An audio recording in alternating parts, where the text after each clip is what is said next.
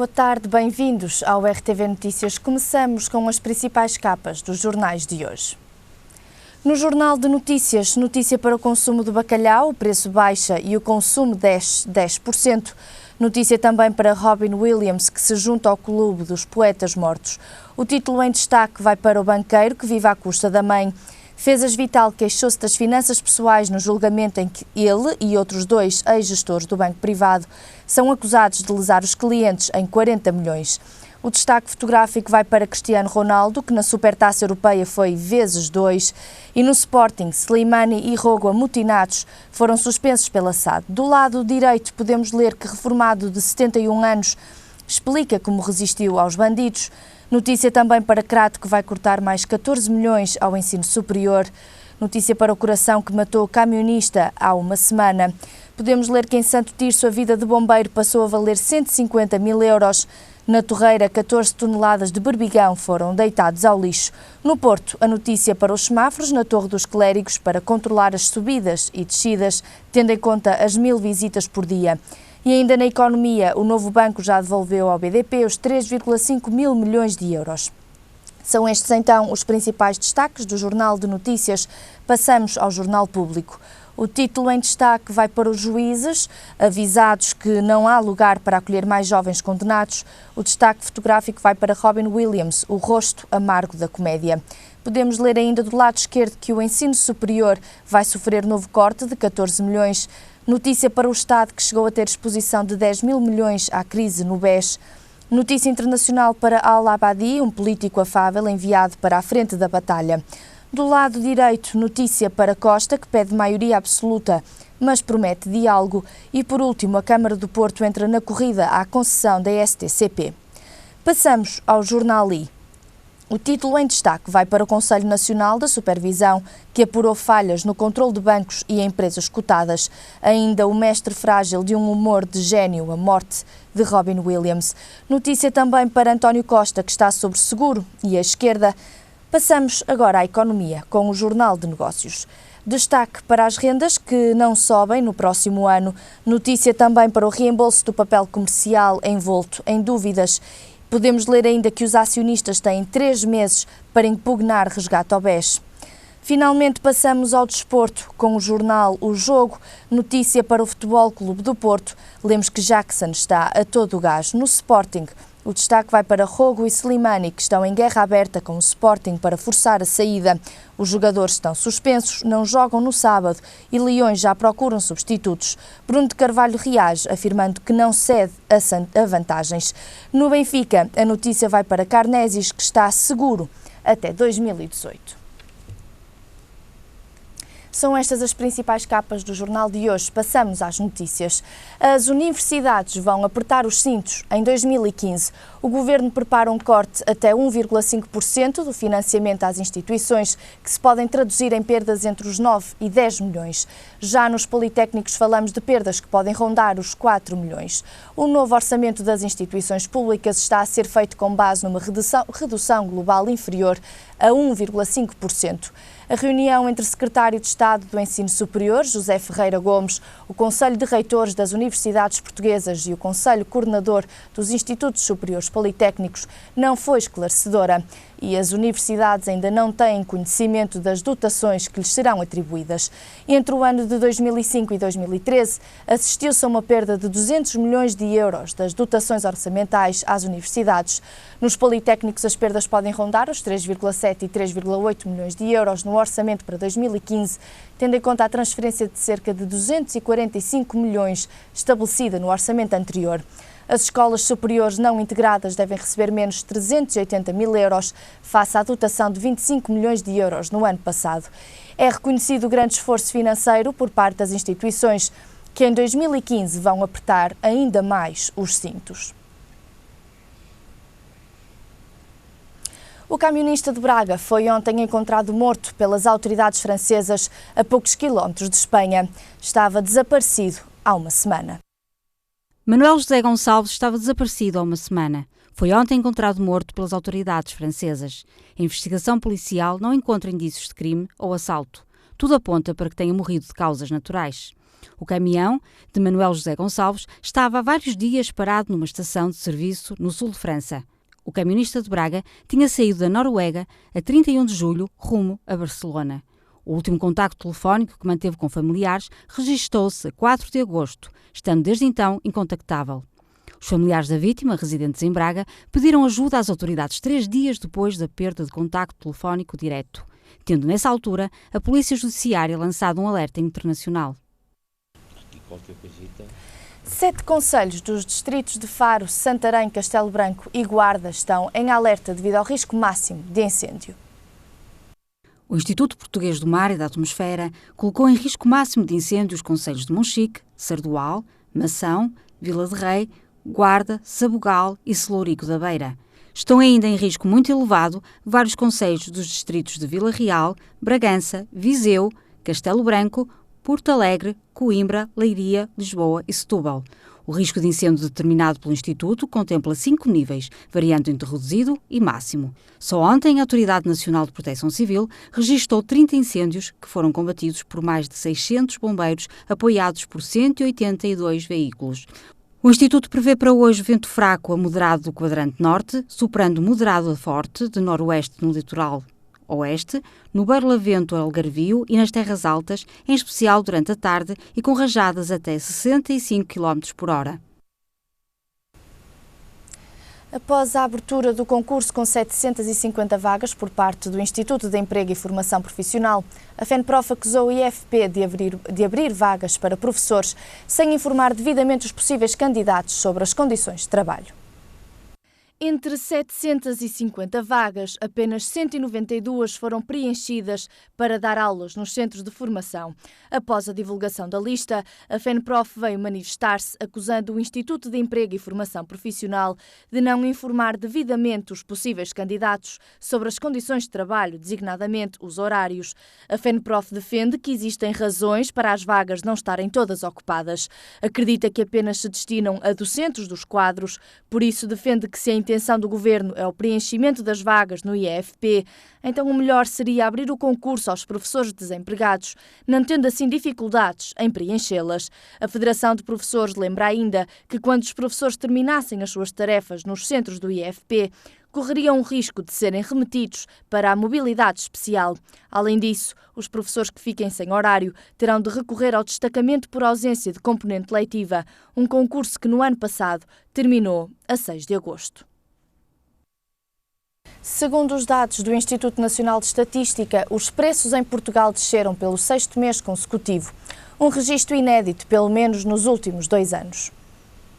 Ainda que os preços das rendas, água, eletricidade, gás e outros combustíveis tenham subido, os preços em Portugal caíram pelo 6º mês consecutivo em comparação com o ano anterior. Em comparação com o mês de julho de 2013, os preços caíram 0,87%. De acordo com o Instituto Nacional de Estatística, é o registro mais negativo dos últimos 2 anos, com uma acumulação de 6 meses seguidos em terreno negativo.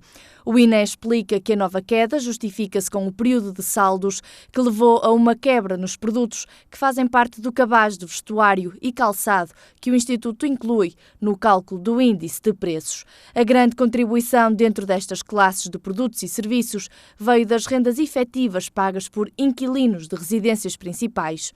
Outra das classes de produtos que subiu foi a de bebidas alcoólicas e do tabaco, com um crescimento de 3,1%.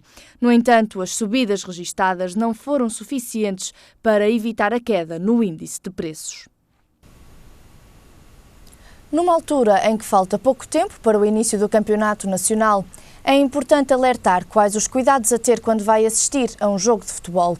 O lançamento de um petardo pode ser mais prejudicial do que aparenta. Falta pouco para o início do Campeonato Nacional de Futebol. São muitos adeptos que já se preparam para apoiar as suas equipas preferidas ao vivo. Mas é preciso ter cuidado com os mais fervorosos. As claques dos clubes levam os famosos petardos para lançar durante o jogo. E nem imagina o perigo que pode causar aos seus ouvidos. O ruído do dispositivo pode atingir os 120 decibéis, nível máximo que permite a União Europeia, e provocar dores de ouvidos ou mesmo perda auditiva. Ainda que a sensibilidade ao ruído varie de pessoa para pessoa, Quase todas diminuem a capacidade auditiva ao se exporem a um ruído intenso por tempo suficiente prolongado. Segundo a Organização Mundial de Saúde, os ruídos que ultrapassarem os 85 decibéis são prejudiciais. A perda de audição, quando é originada desta forma, pode ser permanente e geralmente acompanhada por um zumbido de alta frequência. Ficamos agora com o comentário habitual. César Oliveira, boa tarde e bem-vindo. Como está? Começamos o jornal com o facto das universidades terem de apertar o cinto para o ano que vem. O Governo prepara um corte até 1,5%. É bastante. Ora bom, nós já tivemos aqui este tema, abordamos aqui este tema neste jornal, umas semanas atrás, e é evidente que o que acontece com as universidades é um fenómeno que não é um fenómeno, mas é naturalmente resultante daquilo que acontece praticamente em todas as atividades. As universidades, naturalmente, que estão neste momento até a fazer promoções, prémios, exatamente para apelar à participação de outros alunos de outros institutos, das universidades públicas, nomeadamente, já competindo com as universidades públicas, exatamente porque o Governo tem cada vez dar menos apoio, decidiu dar cada vez menos apoio ao ensino privado.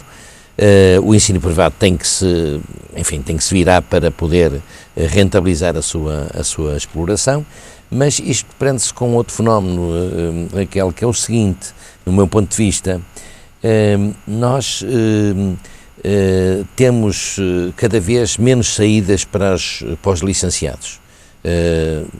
É frequente ver-se montes de licenciados à espera do primeiro emprego, não é em vão que o desemprego jovem situa-se na casa dos 37%. É uma grande percentagem. Portanto, que é uma grande percentagem. E por isso, e porquê? Porque há realmente muito licenciado onde o mercado de trabalho não tem vagas para esses mesmos licenciados, porque também há aqui uma ação psicológica. O licenciado, para um empresário ou para a sociedade, é uma pessoa que tem que ir ganhar um ordenado num patamar já um bocado elevado que as empresas não podem fazer face. Ora, o que é que está a acontecer? É um fenómeno.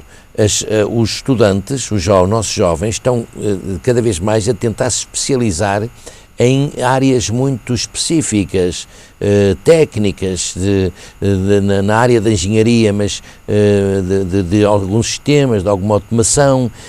Quase para serem únicos, não é? São pessoas que são, quase como antigamente havia, um carpinteiro ia especializar-se para carpinteiro ou serralheiro, agora, mesmo nesta área das novas tecnologias, há ensino privado, nomeadamente, a especializar jovens para aquelas profissões. E essas têm saídas no mercado de trabalho. Portanto, é um pouco o reflexo do que está a acontecer, um pouco por todo o país, que provoca esta diminuição de procura no ensino privado, nomeadamente até no público. E também há uma coisa que não vamos agora fugir a ela, é que, de facto, os orçamentos das famílias cada vez são menos, que são menores, não é? E isso, de alguma forma, obriga as famílias a redimensionar as suas opções e, nomeadamente, para os próprios filhos, que é pena, muitas vezes quando se querem licenciar, às vezes não há recurso nas famílias para isso mesmo. Portanto, é um fenómeno que de facto está a acontecer. Digamos que todos os pontos estão ligados uns aos outros, mas estamos a falar de perdas que se podem traduzir entre 9 e 10 milhões. Que aspectos negativos é que isto pode trazer para as universidades portuguesas? Vai inclusive ter que obrigar as universidades portuguesas a redimensionarem os seus custos, nomeadamente se calhar até dispensar alguns professores e alguns funcionários, a reduzir custos como se faz numa empresa, se calhar até num outro caso pode até atingir alguma qualidade no próprio ensino, exatamente para fazer face às despesas, que são muitas, reduzir as despesas porque as receitas não são tão iguais. Quer dizer, se puderem contratar um professor que em vez de ganhar 3.000 possa ganhar 2.000, se calhar o professor não tem a qualidade do outro, mas as universidades têm que fazer estes tem que se ajustar. Portanto, é como numa empresa, não é? Mas isso é mau. Isso é mau quando acontece, sobretudo na formação, na cultura de um homem e de uma mulher, que é absolutamente indispensável para que nós possamos ter uma sociedade mais envolvida. Mas é um fenómeno que está a acontecer. Veja-se que em relação há uma década atrás, o ensino universitário teve menos 67 mil alunos. É muito aluno quando havia de crescer, mas já está a diminuir. E as estatísticas já apontam para continuarem a diminuir a procura do ensino superior. Apesar destes cortes, as universidades ainda não têm conhecimento das dotações que lhes serão atribuídas. Não têm, mas não têm precisamente, mas têm já de uma forma genérica, porque, nomeadamente, têm discutido isto com o Ministério da Educação e têm feito alguns lobbies de pressão. E bem, porque, no fundo, a estrutura do país está consignada para ter um ensino superior e agora, de alguma forma, essas universidades privadas fazerem os ajustamentos à custa de uma redução que o Governo quer fazer de qualquer maneira, há que ter em conta, o Governo tem que ter alguma atenção que precisa do ensino universitário e privado e que, nomeadamente para o país crescer culturalmente, tem que haver efetivamente a prestação dessas universidades. Portanto, espero que haja, enfim, fala-se que os cortes não vão ser assim muito significativos, mas estão apontados, mas não são muito significativos. E as universidades, naturalmente, têm que fazer o ajustamento de forma a que não se possam sentir os malefícios no ensino. Muito Portugal. bem. César Oliveira, os centros educativos que estão destinados a receber os jovens condenados em tribunal atingiram o limite, já não há vagas suficientes para novas condenações. Olha, o Governo, muito recentemente, ainda hoje, esta manhã, desmentiu essa notícia de ontem do Público, de hoje, não é? É evidente que eu acredito que o Público bebeu esta informação em fontes fidedignas e, portanto, deve haver muitas dificuldades nestes centros de acolhimento ou nestes centros educativos. Porquê? Porque tem aumentado também a delinquência nos jovens, nos muito jovens, e, portanto, eles têm que ser, os tribunais vão decidindo e vão enchendo essas casas, esses centros educativos. Mas é perigoso, é muito perigoso. Se acontecer de facto o congestionamento, é muito perigoso porque os juízes condenam, nos centros educativos não é tanto uma repressão, mas sim reeducar aquelas crianças ou tenra idade para que possam endireitar no percurso de vida e, portanto, estes centros educativos são fundamentais. Portanto, eu espero, aliás, como hoje não vi, que é falsa essa, que não é verdade. E segundo o que eu li foi que a Direção-Geral de Reinserção e Serviços Prisionais informou os tribunais. Informou os tribunais. E isso, questionada pelo Jornal Público, acabou por negar toda essa informação. E há, digamos, uma pesquisa do Público que diz que, de facto, já há, mesmo colocado, já há mais 30 crianças do que a capacidade instalada, que são 200. E dizia até que haviam 2 menores que estão em casa à espera do internamento. Exatamente. Ora, isso hoje é desmentido, enfim, e espero que realmente seja mentira, até porque para obrigar o Governo a fazer uma reflexão e uma pesquisa profunda sobre esta matéria, porque é uma matéria preocupante, não é? Há um centro em Vila de Conde que está fechado há algum tempo, o Governo tem em mãos esse processo para avaliar a reabertura desse centro educativo, e as soluções têm que aparecer, porque senão talvez falemos de menores que veem nestes centros educativos a única forma de conseguirem um futuro mais promissor. E a própria justiça também tem, e a própria sociedade, porque repare, se os jovens não tiverem este centro, normalmente quando acontece, já há algumas situações que levam à intervenção destes centros educativos, já são nomeadamente também oriundos de muitas famílias com poucos recursos e com algumas até com pouca formação. Se estes jovens não tiverem um centro que os acolhe e que os reeduque, vão ficar sempre na rua a proliferar, digamos, aquilo que é uma coisa que nós todos devemos combater, que é a violência, não é? Portanto, acho que espero que seja de facto, não seja tão verdade como a notícia do Público alarmou, mas fez bem o jornal em alarmar para esta situação, para que as tutelas, neste caso o próprio Governo, tenha atenção a esta situação que é preocupante. Não é? César Oliveira, passemos ao BES. O novo banco já pagou os 3,5 mil milhões ao Banco de Portugal, acaba por recuperar o que o BES perdera, ou seja, o acesso à liquidez do Banco Central Europeu. Pois, mas o pior é outra coisa, sabe? O pior é outra coisa, é que o chamado Fundo de Resolução, não é?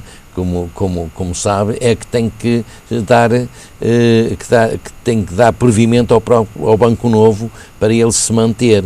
E o Fundo de Resolução é um contributo de todas as entidades bancárias, que, como sabem, está consignado no acordo da Troika, do FMI, que era uma verba de 6 mil milhões para poder fazer o reequilíbrio bancário.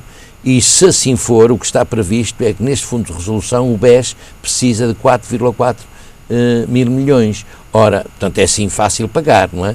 Mas depois nós ficamos a dever noutro sítio. Nós, quando digo nós, os contribuintes, porque isso é uma coisa que tem que ter a cobertura do Estado, embora sejam os bancos a pagar, mas os bancos, acontece uma coisa a um banco, perde-se o dinheiro e naturalmente o Estado é que tem que socorrer. Portanto, quando alguns analistas dizem que é mentira que o Governo, que os contribuintes não sejam lesados nessa matéria, eu também acho que sim, que os contribuintes nestas coisas são sempre lesados. Eu lamento muito, profundamente, quando o Banco Regulador, que tem mecanismos e tem regras e tem pessoal para poder acautelar este tipo de coisas, não o faça e chegue sempre a estas. Já quando o governador Vítor Constâncio era governador do Banco de Portugal, se dizia-se que em Portugal que não havia problema nenhum financeiro, que estávamos muito bem, muito saudáveis em termos financeiros e económicos. E ao fim e ao cabo, passado 2 ou 3 meses dele ter dito isso, ou nem tanto, verificou-se a bancarrota em Portugal. No tempo do governo José Sócrates, e Vítor Constâncio vai para a Comunidade Europeia, para o Banco Central, como prémio de ouro de ter deixado de ficar um banco ou a regulação bancária naquele Estado. E agora acontece que as contas do país ficam mais ou menos equilibradas, a banca é controlada, mas de facto o que acontece é que o Banco de Portugal deixou, ou permitiu, ou não verificou, ou não atempadamente, esta situação do BES. Portanto, o BES tem sido notícia todos os dias, há algo novo. E eu acho que vai continuar a ser. Quando é que isto irá parar? Vai continuar a ser até quando o Banco de Portugal não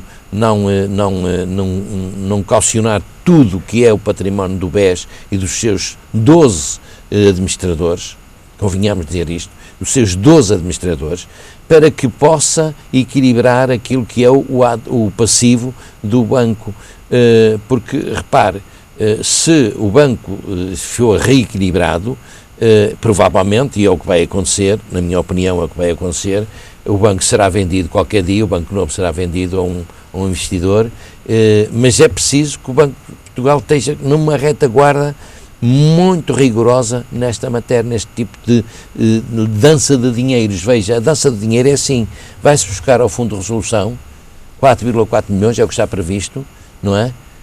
Que vai afetar aquele fundo de reserva que são 6 mil milhões, que nós temos que pagar. É o contribuinte que tem que pagar. Os bancos têm que pagar? Não, os bancos vão de criar mecanismos para sacar aos contribuintes. Portanto, é sempre o mesmo a pagar. Portanto, é lamentável isto. Os prejuízos acabam por cair sempre no mesmo. Sempre no contribuinte. Passemos a outra notícia. A peregrinação dos migrantes ao Santuário de Fátima vai terminar hoje. São esperados milhares de peregrinos. Podemos dizer que a fé é uma forma das pessoas tentarem ir buscar mais esperança, tendo em conta todos estes problemas que enfrentamos diariamente?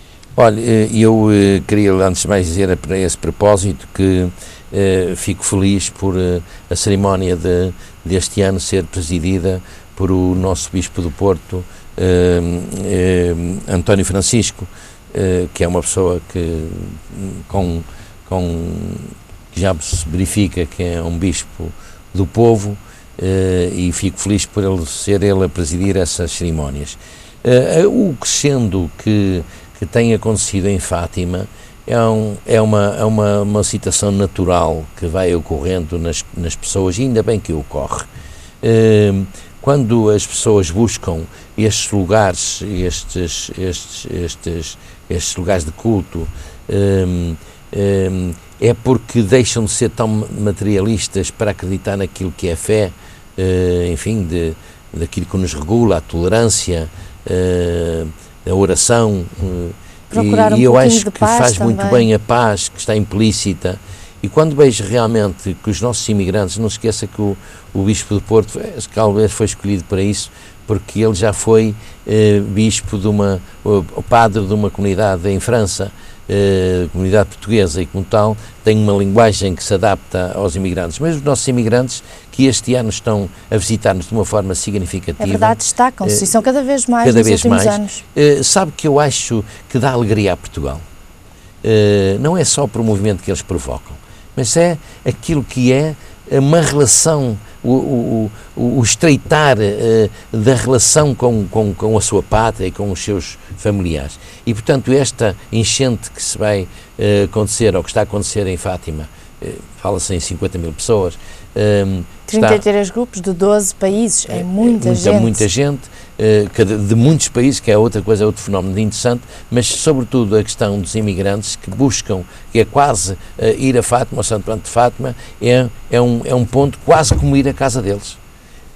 Portanto, é a casa de Deus que eles vão visitar. Buscar a força para mais uma temporada lá fora. Que eles têm, que eles precisam, porque os nossos imigrantes continuam a ter muitas agruras fora do país, têm que trabalhar muito para ganhar mais, quem cá tem que trabalhar muito. E esta altura é uma altura que se destacam muitos carros do estrangeiro, em restaurantes grandes, grupos de pessoas que vêm matar a saudade do país. Anima muito a economia, vê-se convívio, vê-se as pessoas alegres, os próprios imigrantes ficam felizes por ver os amigos, rever os amigos familiares. E naturalmente para a economia do país é muito bom. É uma situação triste, porque falamos de alguém que não encontra no seu próprio país as condições para uma boa vida. Mas é uma outra questão, que aliás nós devíamos ser um país que devia reduzir a imigração e não está a acontecer devido à circunstância de que falámos há pouco. Os nossos jovens que se licenciam não encontram saídas no mercado de trabalho para as suas especializações. É pena, é lamentável. E isto depois é pescadinho de ar na boca, para produzir outros efeitos como aqueles que vemos a baixa da procura das universidades. Mas é lamentável. E todos nós temos, eu acho que tenho uma expectativa que um dia isto há de alterar-se em Portugal. A nossa economia está a melhorar e até face a uma Europa mais desenvolvida que nós temos neste momento uma posição interessante e que eu gostava que continuasse a acontecer para que os nossos imigrantes, sobretudo aqueles jovens que foram daqui e espero que tenham ido daqui de uma forma momentânea ou na oportunidade de uma dificuldade e voltem, porque eles fazem-nos muita falta. Muito bem. César Oliveira, muito obrigada pela sua presença e boa tarde. Boa tarde e boas férias. Obrigada. Ficamos agora com o estado do tempo para amanhã. O verão parece finalmente ter chegado e é esperado céu limpo em todo o país e registra-se um aumento das temperaturas máximas. No Porto são esperados 25 graus de máxima e 13 de mínima, em Lisboa 27 graus de máxima e 16 de mínima, já em Faro são esperados 29 graus de máxima e 20 de mínima. Boas notícias finalmente para quem está de férias no norte do país. Por agora é tudo, a informação regressa mais logo. Até lá, fique bem.